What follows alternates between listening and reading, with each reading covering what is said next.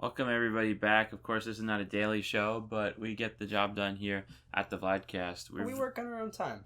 We do. We have our own schedules. We are content creators. This is the lifestyle we live. But we're really happy to be back on the Vlad Cast grind. Yeah, it's definitely been a few seconds, to say the least. But, Well, it's probably just been about a few seconds. Yeah, I mean, I'd say so. I think we counted to 5, and that was And the lost last one I count. did. Yeah. Right, and that's about it. But anyway, let's get right into the content today, guys, because we do have a lot for you and some really interesting stuff today. So just in local news, there has been water in the poison supply. That's right. Yeah. We've been having people being poisoned with watered down poison. It's definitely been an interesting idea. So when the Massapequa local government established the poison supply, it was supposed to be, as you would think, Jerome, poison. Absolutely. Like, we have a poison supply so that it is poison, not so that it's watered down poison. If we wanted a watered down poison supply, we would have a watered down. We don't. Yeah. So it's a real problem here. How do we combat, as a town, our poison supply being diluted? It's really a great question. It's definitely a double-edged sword with that because, you take the water out of the poison supply. How do you know that there's... Well, poison inherently does contain some water. It is a liquid, yeah. I mean, but the scientists have calculated that level, and they know what we need in the poison supply. There's too much water right now. It's true, yeah. So we got to get it out of there because if that's used on someone, they're going to survive. There's a better chance they'll survive. And that is not what the poison supply is for. Absolutely. So the question, I'm not a cynical guy, but if I were, I would say maybe there are vandals putting the water into the poison. Vigilantes. Maybe. Almost. Well, that would suggest that they're doing something good, and I think they're doing something heinous, frankly. Well, I mean, it's potato. One man's hero is another man's villain. Fair enough, and I think on that topic, we can transition to dear Mr. President Mandela. Just yesterday, we would be our big fans here at the podcast. President Howie Mandela, as you know him, he's declared martial law yesterday. Obviously, there's been some protests against President Mandela. Shouldn't even call them protests. They're really just treasonous riots, I think. Yeah, it's like fleas trying to, bite the dog, The dog hears him, but it's not really. Mandela's the big dog, and get off of him, please. President Mandela, Howie Mandela, can do no wrong. Absolutely not. He's perfect in every single way. Exactly, and he's declared martial law for a reason. It's to protect us from the anti-Mandelian faction of this country. And this is a pro-Mandelian podcast, okay? So we are in favor of Howie Mandela. I don't know how else we could say it, really. Yeah, they recently released some ostriches from the Massapequa Zoo in their protests, and not all of them have been caught. So I mean, what kind of protest is that? I mean, it's violence. It's violence, frankly. It's violence against our town. Giant caged birds. I mean, these are the fastest land animals. Absolutely, you can't outrun that. You've seen the eggs these things lay? Oh, they're Are you massive. kidding me? That's not a protest. Take up a lot of space. That's an act of terror. I mean, those eggs can suffocate someone, frankly. And what if they're all hiding underground? So once we, take the ostriches back to the zoo, there's just more ostriches popping up. And what if they're explosive too? Could be. Could you imagine? A whole new radicalized ostrich army. So clearly, the anti-Mandelian faction is causing a lot of havoc, and we're not having it here at the Vladcast. But I guess we should lighten up the tone here. Jerome, you had an interesting experience over the weekend. I did. I had the pleasure of sitting down with a hero of mine. Anyway, so tell me, before you reveal who the hero was, how did you, what was the con? Were you on vacation? Well, was this a planned meeting? Was it an accident? At a charity auction. Okay. And you attend a lot of those. I do. I try to give what I can back to the community.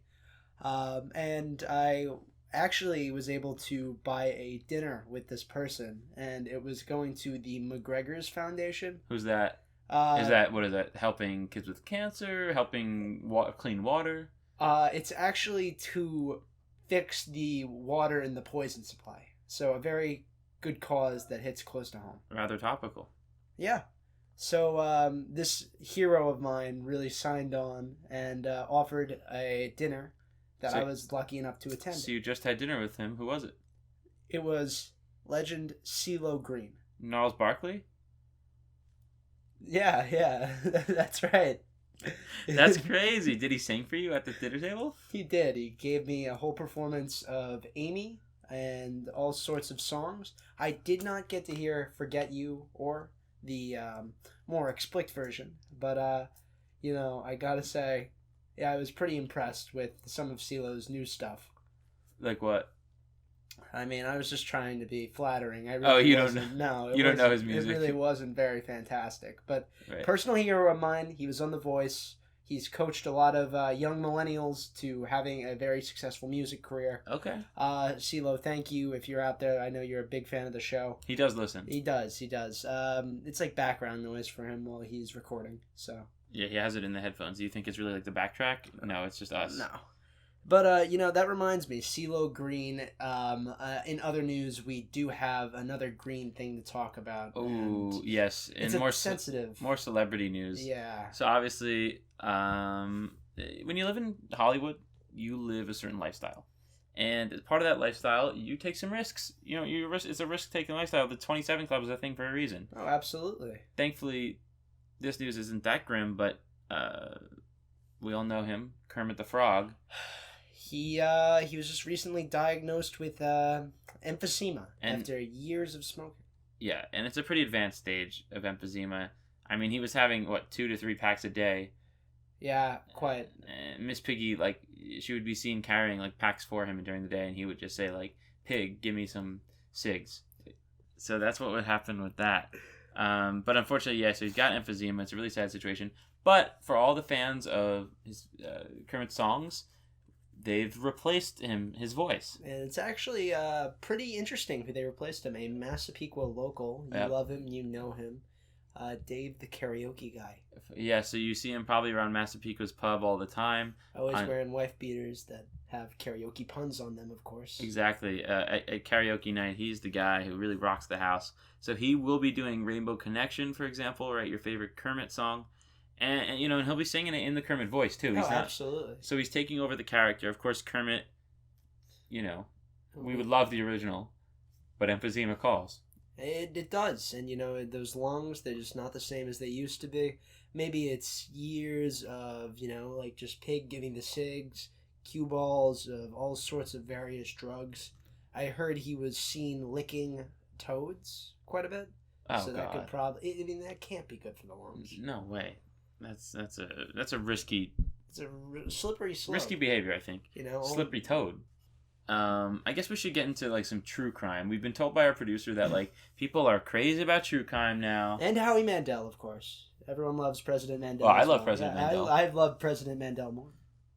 Well, no, I would say that I love him more, actually. I think that I certainly love him more. So there's been reports going around Massapequa of a local serial killer. And this is a local crime, people, so you better be interested in this true crime stuff because we're devoting a segment to it. But Jerome, tell us the details of the killer. Well, I picked up a newspaper, the Massapequa Times, this morning, and I saw a sketch of this killer. It appears to be a masked figure with a long, extended nose on the mask. Right. And there was reports of jingling as he walked around. Jingling, yes. Like a almost like a coin purse. Like a coin purse almost. But yeah, music legend Pink was found in a dumpster behind a TGI Fridays, carved up. And she was one of the victims. Absolutely. And it's grisly. He leaves a coin at each crime. And these aren't your normal nickel dime. These are Renaissance era, printed in England coins. This belongs in a museum kind of stuff, really. Right, so maybe he's a historian, or maybe he's just a thespian. Yeah, they have not dubbed the killer yet, but do you have any ideas on maybe what to call him? I'm not sure. I don't know. I think Alright, well, we'll get back to that in a future segment. Hopefully they catch him. We wish him the worst. I'm against... Yeah, the jingling is a little intense for us. But I hope that tickled everybody's, true crime nerve. I know everybody's crazy about it, so I hope that did the trick for you guys. So I guess we should get into some governmental news here. This was one that I was pretty surprised about when I woke up this morning. I'm going to be real with you. Oh yeah. Yeah. Interesting. I'd like to get into that. Let me just absolutely cover the facts here first. So yeah, gravity has officially expired, right? So every few years or so, Congress renews the gravity bill. It's been pretty traditional, pretty regular for a while. Like a courtesy almost. Some might say. But of course, some courtesies are meant to be broken. It's true. Yes, absolutely. Well, yeah. So Congress passed a bill renewing gravity, and it was vetoed by President Mandela in his good grace. He realized that the time for gravity is long overdue, or getting rid of gravity is long overdue, and he vetoed the bill. So gravity has expired officially. And when I woke up floating, I was shocked. I just never expected that. We'd have such a gift bestowed upon us. We're floating around. What's the gift?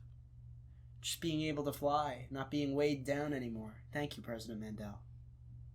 You being sarcastic? No, absolutely not. I would never be sarcastic. It sounds like you're just being sarcastic against President our president. Mandela is the best president of all time. I stand by that, and I think that you are accusing me of being a heretic. Well, yeah. I am accusing you of that. All right. Vlad, I don't know how long I can keep this up, man. I know that they want us to. The camera's on. You have to be quiet. The microphone is listening. I don't care. I don't believe this. What don't you care? Howie Mandel is a fascist. Howie Mandel's our president. No, he paid us. He paid the show. Oh my God, who's there? Oh my God. He's at the door. They're at the door. door. What are you doing? He said it about it. I support the president. Let me out. Let me out. Take him away, boys. Take him away. Goodbye, Jerome. Well, folks, that's the end of the Vlad Cast today. It's a shame that Jerome had to be dragged away, but you speak badly about President Mandela. You get what's coming. Have a good night, Massapequa.